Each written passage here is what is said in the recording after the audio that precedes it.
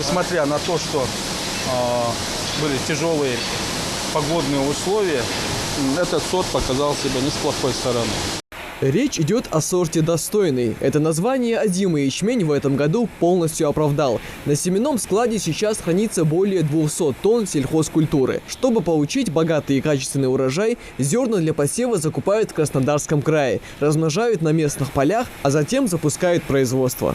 Чтобы понять, семена хорошие или нет, нужно их испытать в нашей зоне несколько лет, пределов 3 лет. Мы их испытываем. А так уже у нас наработана схема, по которой мы работаем. Это пшеница, допустим, есть сорта, мы завозим, это Веха, допустим, Таня, хорошие сорта. То есть сорта, которые не полегающие, то есть то, что нам нужно, допустим, или устойчивые к той или иной болезни, есть сорта. Вот мы с ними советуемся, они нам предлагают: возьмите, испытайте тот или иной сорт. Эти зерна на складе уже прошли первичную очистку. Специальная техника, которая способна обработать 4,5 тонны пшеницы в час, ведет вторичную обработку. Задача агрономов – довести культуры до посевной кондиции, согласно ГОСТу и закону о семеноводстве. Вся процедура подготовки начинается на семенных участках ГУПа «Нестеровская». С наших полей мы семенные участки закладываем.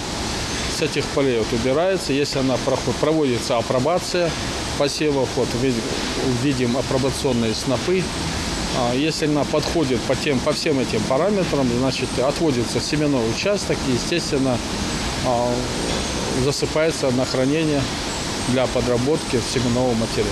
Агрономы сетуют, что в мае этого года осадков было мало, и поэтому план по сбору урожая, который наметили изначально, не удалось реализовать в полной мере. Но в хозяйстве не унывают и упорно готовятся к озимому севу. Уже началась пахота, и к этому времени успели обработать более 300 гектаров земли.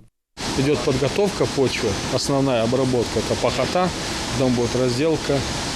Готовится техника, это посевная, семячистительные машины, там протравочные машины, культиваторы, трактора. То есть все это у нас идет подготовка к 20 сентября, чтобы у нас была готовность и нужно будет отсеяться в оптимальные сроки.